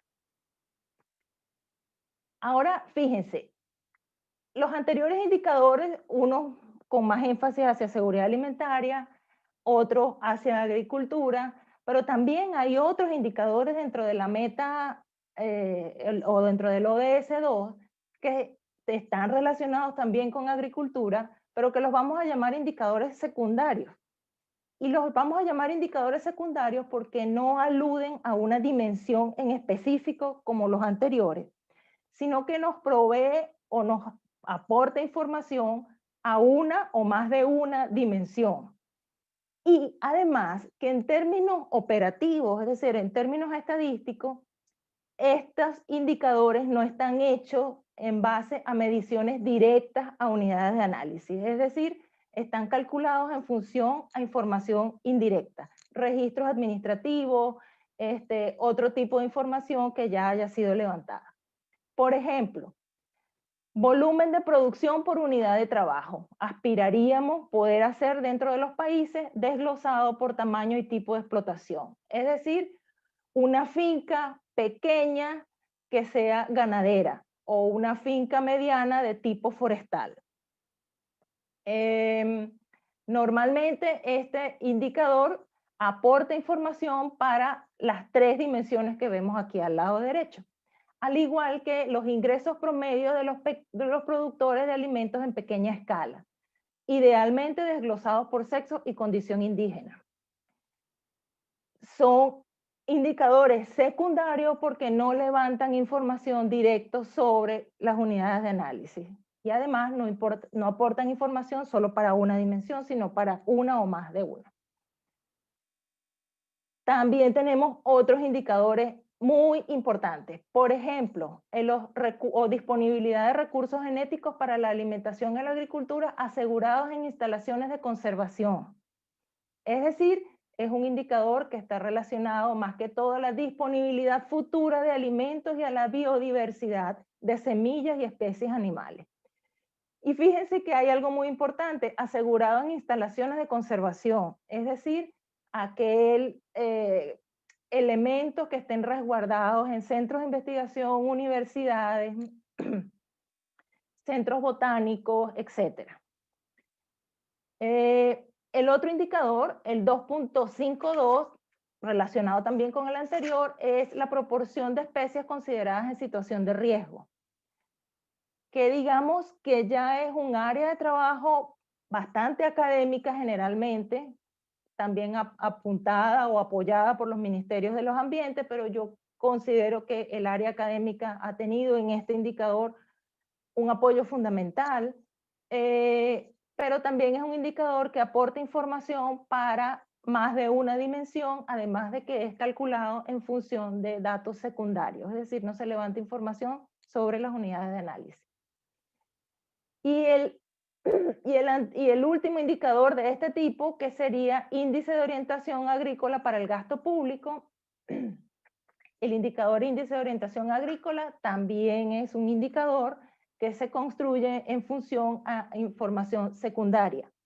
Y es vital para poder identificar cuál ha sido el crecimiento o el decrecimiento del gasto público dirigido a la agricultura. Fíjense lo siguiente, estos son básicamente los indicadores del ODS 2. Ahora, hay muchísimos retos para los países generar este tipo de información. Uno de los principales retos es la generación de estadísticas agropecuarias. La generación de estadísticas agropecuarias requiere levantamiento de datos continuos. Y ese levantamiento de datos continuos requiere normalmente unas capacidades presupuestarias y capacidades institucionales dentro de los países, que muchos lo tienen, pero también una cantidad de países no los tienen. Actualmente, con la situación del COVID, eso es un área de trabajo que ha sido muy afectada, porque normalmente los presupuestos para el levantamiento de este tipo de estadísticas se han trasladado hacia otras, bueno, por la contingencia, lógicamente, ¿no? Entonces, las estadísticas agropecuarias aportan información vital, no solo para las ODS, sino para el funcionamiento del país en general. La otra tipo de limitación, digamos que en algunos casos, no en todos, es la minoría, pero en algunos casos son también las capacidades institucionales en términos de recursos humanos, ¿no? Algunas áreas de trabajo especializadas también pueden ser requeridas para este tipo de información. Uno de los asistentes acá había preguntado sobre la capacidad que tenía el grupo de trabajo y FAO para el uso de tecnologías de punta como Big Data y otro tipo de información para generación de datos y que pudiera eso acelerar un poco y ayudar a los países. Sí, en el caso de FAO, hace bastante poco tiempo se ha inaugurado un departamento de innovación y la idea es poder utilizar, por ejemplo, imágenes satelitales y otro tipo de formas de levantar información para, por ejemplo, estimar productividad, para cambios en el uso de la tierra, para cambios o para estimar áreas de producción. ¿Y por qué eso es importante? Básicamente porque eso nos va a indicar que en un futuro vamos a tener cierta disponibilidad de alimentos o cierta oferta alimentaria. Si en un país, utilizando imágenes satelitales de alta resolución, podemos identificar la superficie o la productividad que va a tener las áreas plantadas de arroz, nosotros pudiéramos estimar la oferta alimentaria de ese rubro en el país. Gracias, María. ¿Ya estamos terminando? Estamos terminando, estamos en el tiempo. Bueno, si quieres redondear. Listo. Básicamente, digamos que esos son los datos. Sin embargo, en seguridad alimentaria hay datos que también tienen unos enormes desafíos, como es el levantamiento de datos de consumo de alimentos. Son datos costosos, difíciles de levantar. Pero, en fin, los países están haciendo enormes esfuerzos, hay avances importantes, algunos avanzan más rápido que otros, algunos tienen otras potencialidades, pero digamos que el trabajo es largo, en algunos casos es difícil, pero están haciendo bastante buenos esfuerzos. Lo dejo por acá por los momentos. Muchísimas gracias, María, por hacer esa presentación sobre los indicadores sobre los cuales es custodio la FAO dentro de estos 17 Objetivos de Desarrollo Sostenible, ¿verdad? Creo que nos ha dado una buena visión de cómo se hace ese trabajo. Entonces, bueno, hemos llegado al cierre de las presentaciones. Lamentablemente estamos en la hora, pero la invitación es a quedarnos unos 15 minutos más para que podamos contestar algunas de las preguntas que tenemos que seleccionar porque no las podríamos hacer todas. Entonces, traté de no ser muy estricta con los tiempos antes, pero la pregunta ahora es, les voy a dirigir algunas preguntas a nuestros panelistas y les pido que traten de contestar lo más breve posible, máximo 2 minutos para que podamos hacerles preguntas a todas y exista entonces esta posibilidad. Entonces voy a comenzar con Laura Elisa para que vayamos en el orden en que se hicieron las presentaciones. Hemos seleccionado 2 preguntas, Laura Elisa. Una es una explicación, por favor, sobre la progresividad a la que te referiste en contraste con la no regresividad y tal vez algunos ejemplos en materia de aplicación de impuestos a los alimentos no saludables, ¿verdad? Que en materia de combate a la obesidad y malnutrición por exceso es importante. Esa es una pregunta. Y una segunda pregunta que podríamos señalar como en países, por ejemplo, como Chile u otros países donde es el problema de malnutrición por exceso y no necesariamente el del hambre, ¿verdad? El que es el problema principal. ¿Cómo hacemos para que estos países se sumen con más fuerza a esta lucha por el derecho a la alimentación, donde ese es el problema central? Voy a poner el reloj, 2 minutos, querida Laura Elisa. Adelante, por favor. Gracias. Gracias a ti, querida Manu. Bien, progresividad y no regresividad. Esta medición es todo un reto y al igual como el grupo de trabajo apela a estas metodologías con amplios niveles de información que nos permitan valorar el amplio conjunto de estándares que caracterizan a un derecho, en el tema de progresividad y no regresividad también estamos apelando a una valoración multidimensional que tome en consideración cómo se mueve en el tiempo las respuestas de los países en relación a todo el conjunto de indicadores, y no solamente a lo que tradicionalmente uno esperaría. Muchas personas concentran sus análisis de progresividad y no regresividad, por ejemplo, a la cantidad de presupuestos que se otorgan en un país para valorar esto. Entonces, nuestra posición es: necesitamos valorar acá el conjunto de elementos, tanto cualitativos como cuantitativos, que está significando. Y esto implicaría entonces ver si en su totalidad los recursos institucionales que se están otorgando para el desarrollo de las acciones dirigidas a garantizar el derecho a la alimentación están siendo consideradas, desde incluso la existencia de normas, instituciones, programas, etcétera. Y por supuesto, también estamos viendo en nuestra sección de política de indicadores de contexto financiero y presupuestal, estamos también echando ojo a las políticas fiscales que los países establecen para esto, y uno de los indicadores relevantes también es cómo hay políticas fiscales específicas sobre el tema. Con el nervio de los 2 minutos, la segunda pregunta es... La segunda pregunta era, ¿cómo hacemos para países donde el problema es malnutrición por exceso? ¿Cómo hacemos para que se sumen a esta lucha? Claro, entender otra vez que el derecho a la alimentación no es exactamente combate al hambre. El derecho a la alimentación es todos estos elementos que hemos tratado de poner sobre la mesa.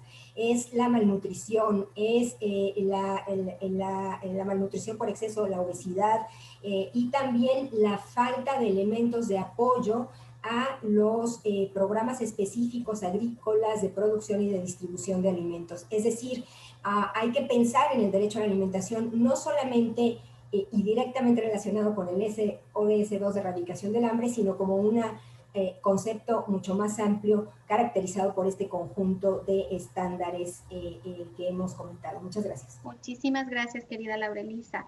Querida Laura Pautasi, tenemos también 2 preguntas aquí. La primera es, ¿cómo podemos fundamentar mejor? Es una pregunta un poco constitucional y de la necesidad de incorporar este derecho en la Constitución si existen varios países que tienen leyes, políticas y programas aún sin tener ese derecho reconocido a nivel constitucional. Esto yo creo que surge de la discusión que estamos teniendo en Chile. Sabemos que hay 15 países que sí lo tienen reconocido, hay otros que no. Creo que es una pregunta de cómo argumentar esto, ¿verdad? También. Y la segunda pregunta es, ¿cómo evaluar la obligación estatal de utilizar el máximo de los recursos disponibles respecto de la alimentación? ¿Qué información debería tenerse para esa evaluación? ¿O cómo conceptuar o delimitar? Un momentito, se movió el chat. Los recursos y su disponibilidad. 2 minutos, querida Laura. Gracias, Manu. Sí, bueno, primero celebrar el proceso constituyente de Chile, creo que ahí va la pregunta. Y en el caso de Chile particularmente, es un país que ha ratificado el protocolo de San Salvador, que lo ha firmado, pero nunca lo ratificó, y eso hemos hecho permanentemente esfuerzos desde el sistema interamericano.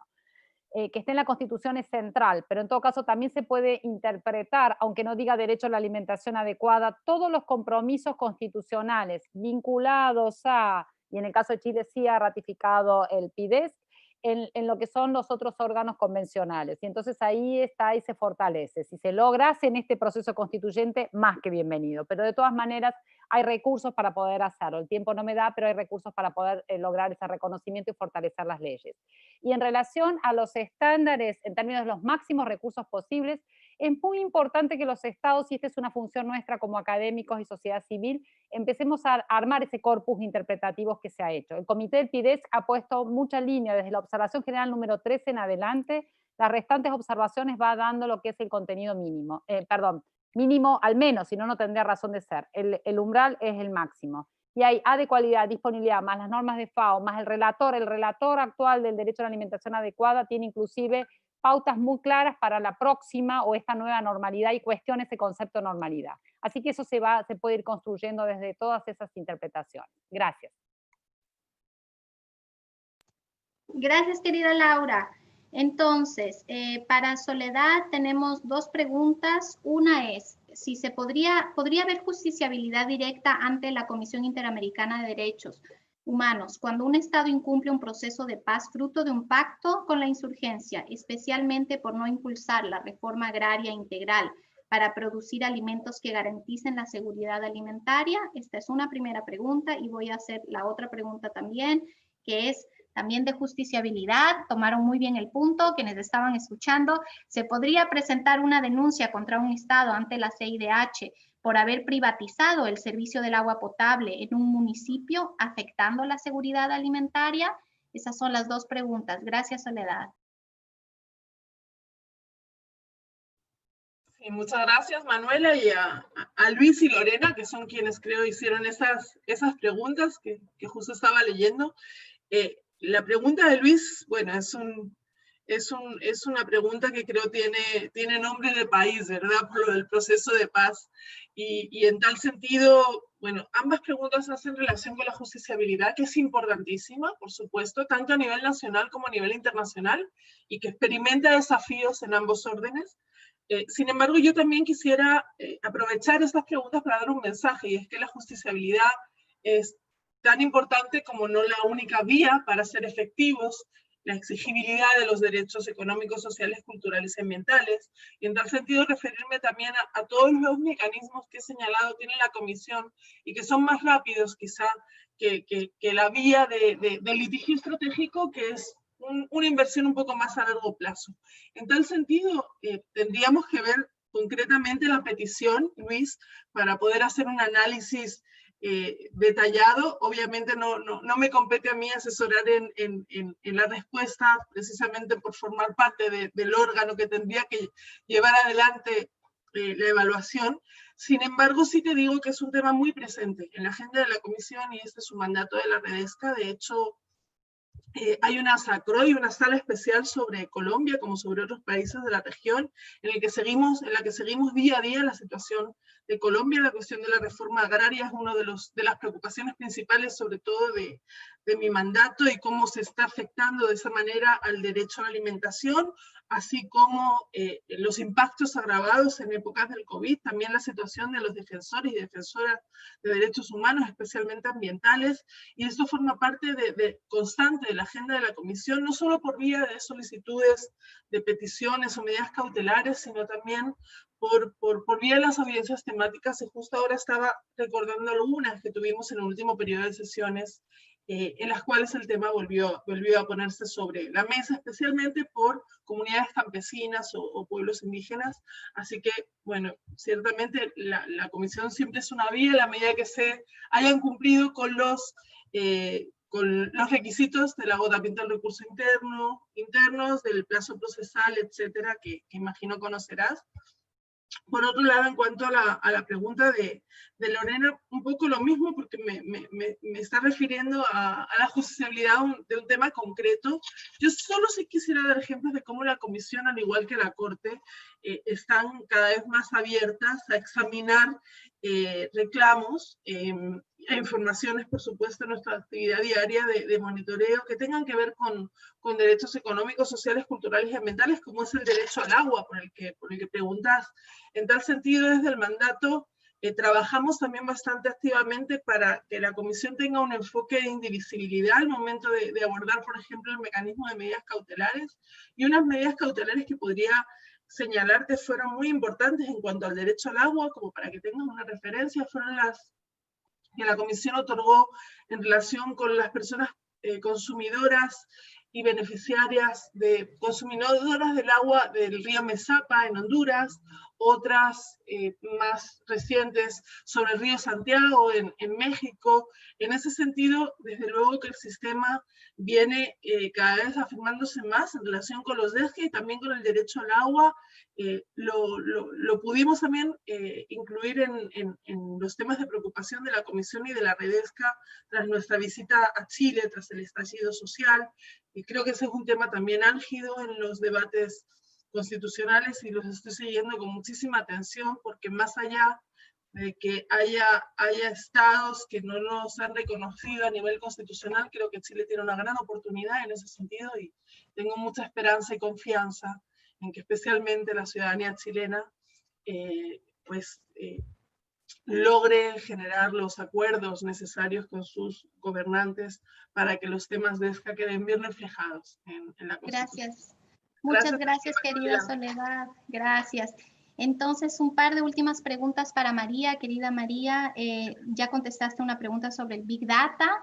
Tenemos otras dos. Una pregunta sobre si existe una metodología para evaluar el indicador 2.4.1. No estoy viendo tu cámara, María. Estás ahí, ¿verdad? ¿Me escuchas?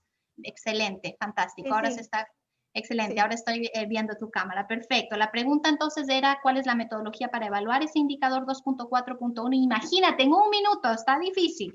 Y la segunda pregunta, que es, para medir la percepción de seguridad alimentaria, si recomiendas el ELCSA o el FIES. Esta puede ser más rápida. Un abrazo. Sí, existe una metodología ya bastante definida o totalmente definida para el indicador 2.41. En algún momento podemos coordinar y envío algún tipo de información. Es un indicador largo, pero sí, ya existe bastante. Les puedo compartir información. Respecto a si recomiendo ELCSA o FIES, bueno, fíjense, cuando uno negocia con una oficina de estadística la generación de datos de seguridad alimentaria, un punto de negociación importante es el tamaño que va a ocupar el cuestionario dentro de la encuesta, que generalmente es una encuesta de hogar. Así que FIES solo son 8 preguntas y ELCSA son 15. Entonces, normalmente recomendamos FIES por el tamaño y también porque el cálculo es más fácil. Entonces, siempre FIES tratamos de recomendarla como primera opción, pero básicamente es una decisión del país. Muchísimas gracias, querida María.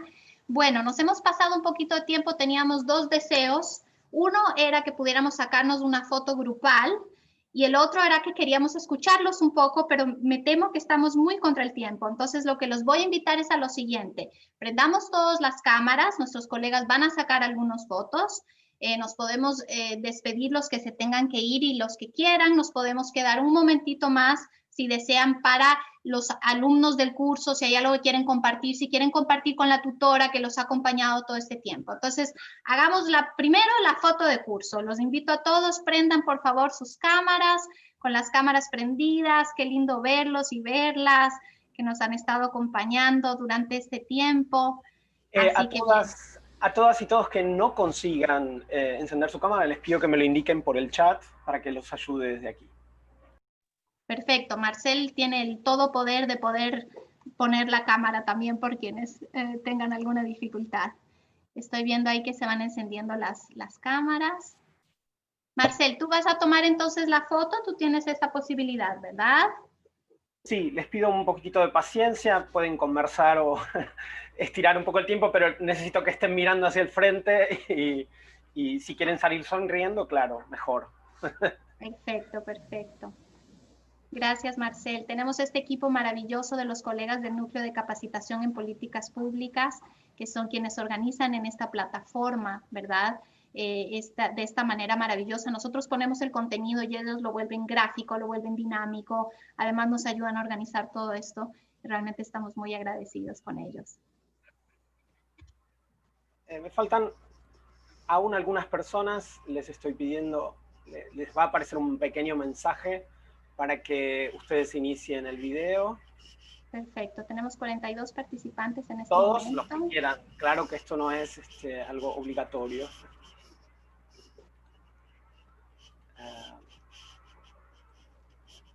Bueno, creo que estamos, personas que no lo tienen, ya les he pedido, así que les pido ahora unos instantes para que concretemos las imágenes. Un instante más.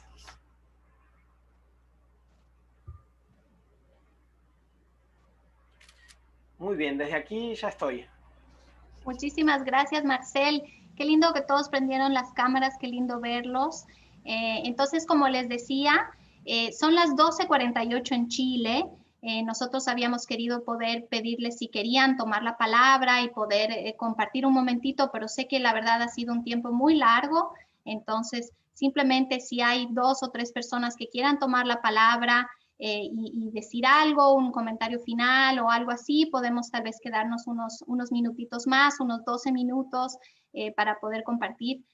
Yo puedo ver aquí los participantes y puedo tratar de ver si es que alguien pide la palabra, pero si no, la verdad es que agradecerles nuevamente a nuestras panelistas que han estado aquí con nosotros. Ok, no veo ninguna solicitud de palabra. Entonces, hay una solicitud de palabra. Tengo a Lorena Rodríguez, académica de la Universidad de Chile. Lorena, te escuchamos. Hola, bueno, gracias Manuela. Solo dar gracias por las presentaciones de hoy día como un resumen intensivo del curso y del curso en general, y a Matilde por su feedback permanente y creo que además lo interesante de esto es poder generar de repente redes para colaborar. Por ejemplo, yo veía las presentaciones que hacía Laura Pautasi y ahí faltaba Chile y las ganas de poder hacer ese mismo estudio para sumar, y a lo mejor otros países que no se incluyeron en ese estudio se interesan y hacemos un segundo estudio con los que no estábamos ahí. Y entonces, bueno, solo agradecer y bueno, que sigamos conectados, que no sea que se acabe el curso y nos desconectemos. Muchas gracias, Lorena. No sé si alguien más desea tomar la palabra. Mientras tanto, voy a decir que sobre el punto de la desconexión, obviamente que como hicimos un compromiso de replicar este proceso cada uno en sus países, nosotros vamos a conversar sobre la manera en que le vamos a dar seguimiento. Eso es lo primero. Sí te leo, Gerardo, un segundito. Entonces, vamos a dar seguimiento a ese compromiso que hemos adquirido todos como equipo, como observatorio, y además está pendiente, y está mi colega Javiera Vega aquí, que también ustedes la conocerán porque ella es la que está detrás también de todo el trabajo de las reuniones anuales del ODA. Está pendiente también una idea que por la pandemia quedó en el aire, pero que queremos concretar, y que es que ver si es que en el próximo encuentro del ODA también podemos de alguna manera retomar a través de un encuentro presencial con quienes nos pueden acompañar este tema que para ustedes como ODA ha sido tan importante. Entonces creo que eso es algo importante. No veo manos levantadas, pero veo en el chat que Gerardo quisiera tomar la palabra. Adelante, por favor, Gerardo.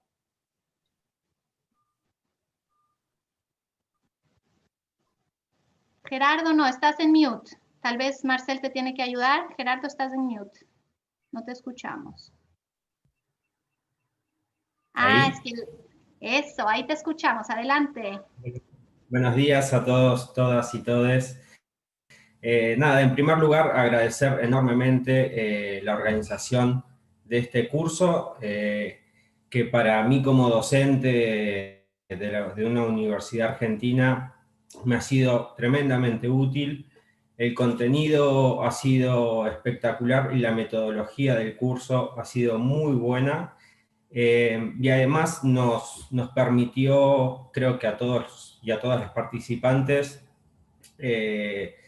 poder articular institucionalmente, ¿sí? en cada espacio, en cada región, lo cual es muy, muy interesante. Nosotros ahora, a partir de este curso, estamos 3 o 4 universidades de Argentina ya con una cercanía mucho más profunda en base a un eje central como el estudio del derecho a la alimentación adecuada y el monitoreo.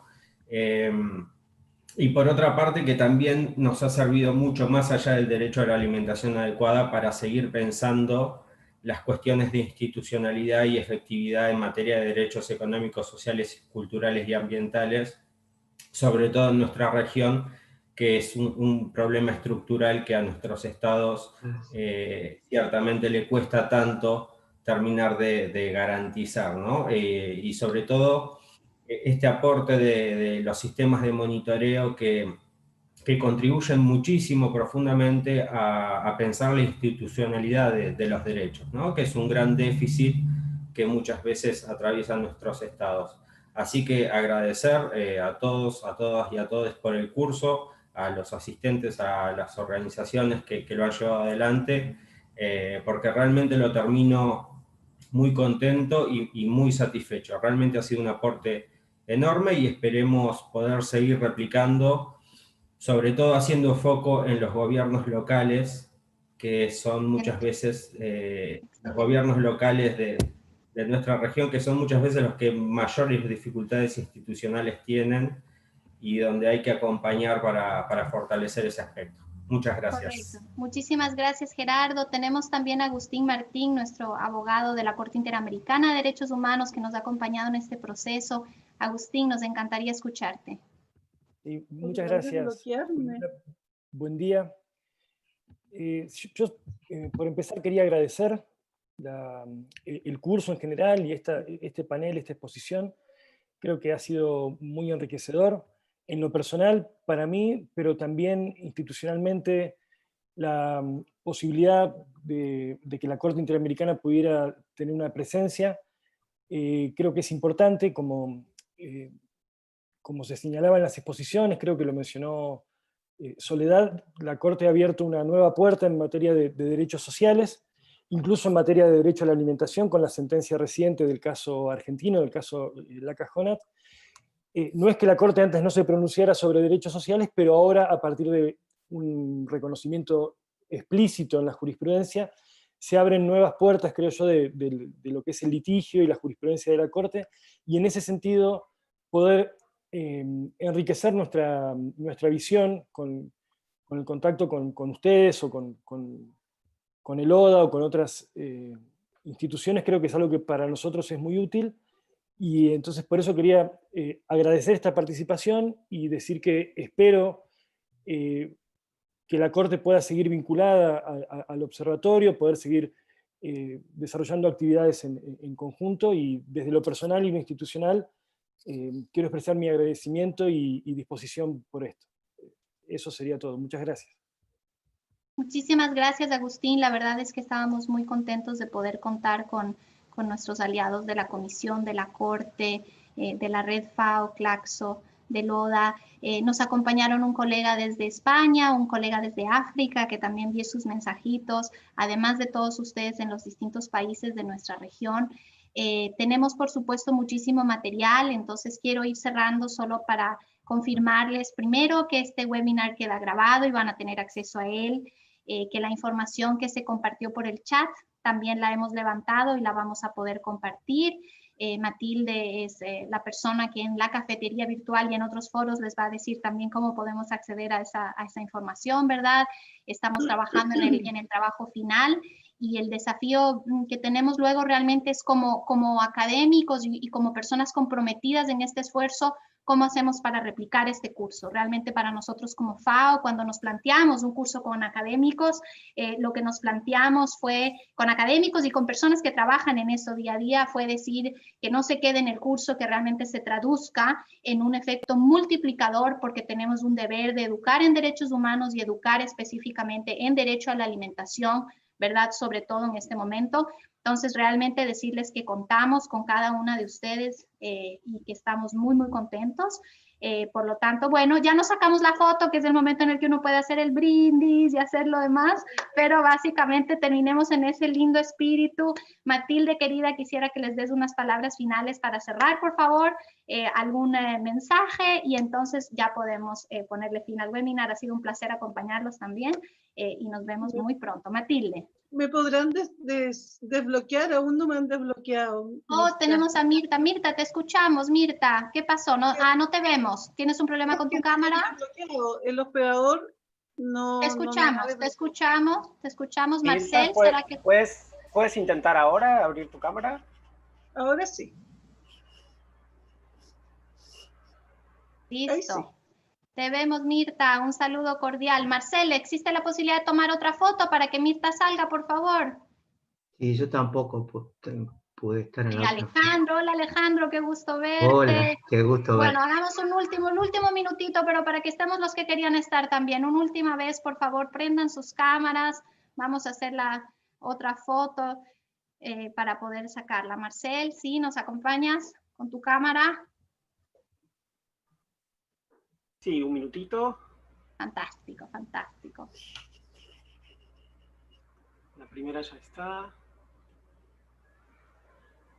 Ahí está la segunda.